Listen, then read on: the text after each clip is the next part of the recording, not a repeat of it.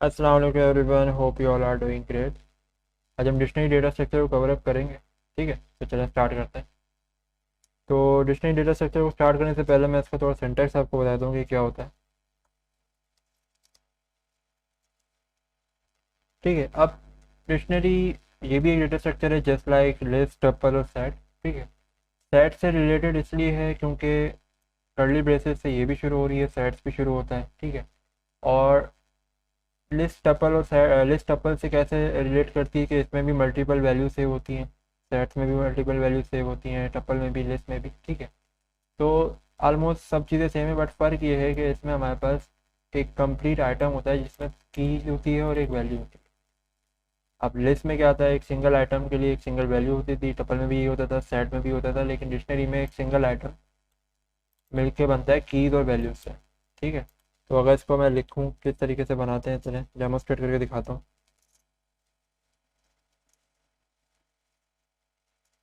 ठीक है, तो कुछ इस तरीके से हमारी डिक्शनरी बनेगी। ठीक है, टाइप हम इसकी चेक करा लेते हैं। तो ये हमारी डिक्शनरी है और ये इसकी टाइप हो गई। ठीक है, तो इस तरीके से हमारी डिक्शनरी बनती है। अगर इसमें एलिमेंट एक्सेस करना हो, जैसे लिस्ट, टपल, सेट में तो हम उसके इंडेक्स से यूज़ करते थे, सेट में तो हम यूज़ नहीं कर सकते थे क्योंकि ऑर्डर नहीं था उसका। लिस्ट, टपल में तो इंडेक्स यूज़ करते थे, लेकिन यहाँ पे हम उसकी की यूज़ करते हैं। लेट्स से मुझे एलिमेंट गेट करना है जो कि बी वाली की में पड़ा हुआ है, तो मैं सिंपली लिखूँगा प्रिंट D1 B। ठीक है, 3 आ गया। अच्छा, एक और एग्जांपल हम अगर दिखाएं तो डिक्शनरी के अंदर कीज़ जो हैं नंबर भी हो सकती हैं, कुछ भी हो सकता है, एनीथिंग। ठीक है, बशर्ते कि वो स्पेशल करेक्टर ना हो।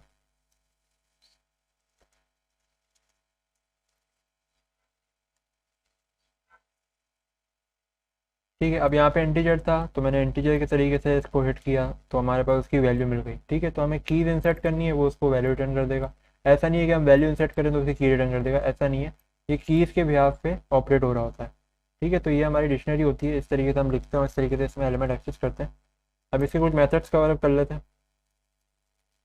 तो ये कुछ मेथड्स हैं। ठीक है, काफ़ी हद तक आपको बाकियों से सेम भी लगेंगे, लेकिन ये कुछ आपको नए भी नज़र आएंगे।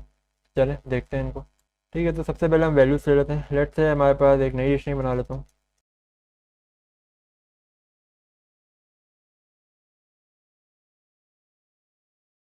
ठीक है, तो ये हमारे पास एक डिक्शनरी आ गई।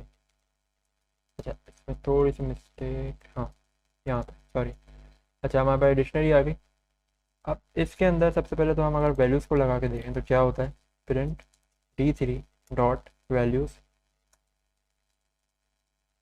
तो हमारे पास ये वैल्यू एंड ये वैल्यू, इसकी एक लिस्ट रिटर्न हो गई। आप बोलोगे ये क्या डिक्ट वैल्यूज़ क्या है, इसमें स्मॉल ब्रैकेट भी लगे हुए हैं, नई डेटा टाइप तो नहीं है, ऐसा नहीं है ये एक अलग डेटा टाइप, बट कंसिडर हम इसको जस्ट ये करते हैं कि ये एक लिस्ट है और हम लिस्ट की तरह ही इसको ऑपरेट करते हैं। ठीक है, ये स्क्वायर ब्रैकेट में है, मतलब एक लिस्ट रिटर्न कर देगा किन की वैल्यूज़। ठीक है, इस तरीके से हमारे पास जो पहले आ रही है उसको पहले रख देगा। सिमिलरली इसका एक और जो है वो है कीज़ का भी है, तो कीज़ भी यही करता है, कीज़ की लिस्ट बना के दे देगा हमें 2 A and G। ठीक है, अब तीसरा क्या है, आइटम। आइटम क्या करता है, ये हमारे पास आइटम रिटर्न कर देगा, मतलब क्या, पूरा का पूरा एक आइटम जो कि की वैल्यू से मिलकर बना है। वो किस तरीके से, एक तो लिस्ट होगी और हर एक आइटम एक टपल के अंदर होगा। टपल का पहला एलिमेंट उसकी की होगी और दूसरा एलिमेंट उसकी वैल्यू होगी। अब ये मल्टी डायमेंशनल डेटा स्ट्रक्चर है, वो हम इंशाल्लाह आगे कवर अप करेंगे। फिलहाल बता देता हूँ कि इसमें ये होता है कि एक डेटा स्ट्रक्चर के अंदर दूसरी डेटा स्ट्रक्चर मौजूद होती है। अब लिस्ट के अंदर टपल भी है। ठीक है, तो ये मल्टी डायमेंशन है। तो फिलहाल के लिए अभी बस इतना ही काफ़ी है। ठीक है, तो आइटम्स इस तरीके से होते हैं। अच्छा, पॉप और गेट।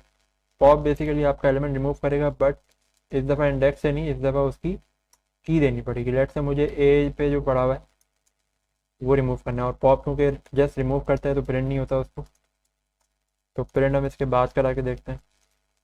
अच्छा, अब हमारे पास जो ए पहले पड़ा हुआ था वो अब रिमूव हो गया है। ठीक है, पॉप हमारा रिमूव करता है, और इसी तरह अगर हमारा गेट है वो हमारा रिटर्न करता है। लेट से मुझे 2 पे जो पड़ा है वो रिटर्न करवाना है, तो वह वैल्यू रिटर्न कर दी। ठीक है, इस तरीके से हमारे पास वैल्यू रिटर्न हो गई। अच्छा, अपडेट क्या करता है, अपडेट हमारी एग्जिस्टिंग डिक्शनरी को मज़ीद बढ़ा भी सकता है, मतलब इसमें एलिमेंट ऐड भी हो सकते हैं। ठीक है। वो किस तरीके से, लेट से मुझे D3 में अपडेट करके एक डिक्शनरी पास कर रहा हूँ जिसमें है 33 333। अब हुआ क्या, ओरिजिनल जो डिक्शनरी थी उसके अंदर एक नया एलिमेंट इंसर्ट हो गया। ठीक है, तो हमें एक डिक्शनरी पास करनी होती है कि अब इसमें आप मल्टीपल भी कर सकते हैं, लाइक एक एट अ टाइम 2-3 एलिमेंट भी कर सकते हैं। और इसमें डुप्लीकेट अलाउ नहीं है। अगर लेट से मैं करना भी चाहूँ, लेट से मेरे पास 2C पड़ा हुआ है तो मैं इसको दोबारा दे के देखता हूँ, 2C। तो देखते हैं क्या होता है।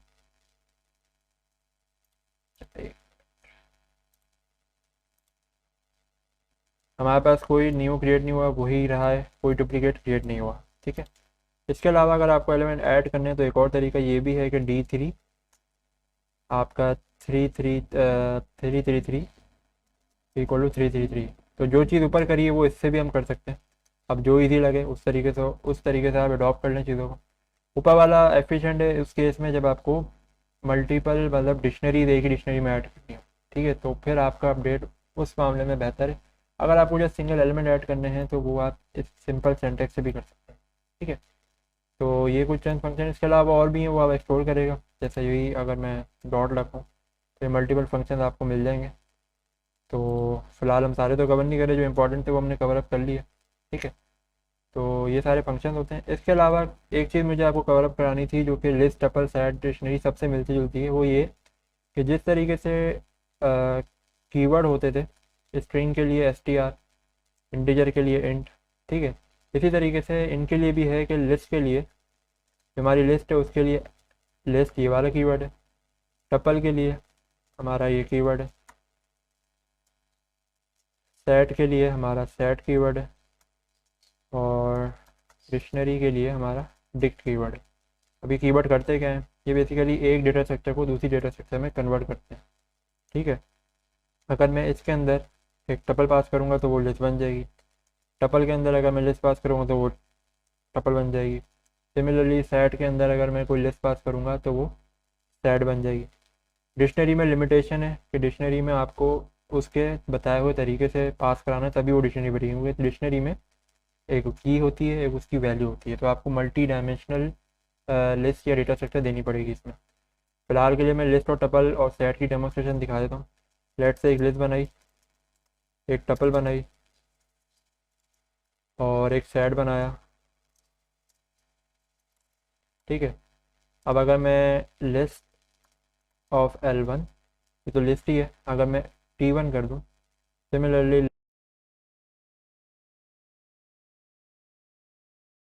ये जो कि लिस्ट थी यहाँ पे गई टपल बन गई, तो ये हमारे पास क्या हो गई, 2 3 4 टपल बन चुकी है। सिमिलरली T1 हमारा क्या था, टपल थी, लिस्ट में जाके वो एक लिस्ट बन गई। सिमिलरली आपके सेट के केस में भी यही होगा, L1 हमारा एक सेट बन गया। ठीक है, इस तरीके से आपकी डेटा स्ट्रक्चर कन्वर्ट होती है। डिक्शनरी का आप खुद एक्सप्लोर करेगा, मैंने अभी फ़िलहाल के लिए बता दिया कि मल्टी डायमेंशनल जाती है। फ़िलहाल हम उसको डिस्कस नहीं कर रहे। बाकी अभी तक के लिए इतना ही है। अगर इसके हवाले से कोई सवाल हो तो काइंडली ज़रूर पूछेगा। बाकी अपना ख्याल रखिएगा। जज़ाकल्लाह खैर। अल्लाह हाफ़िज़।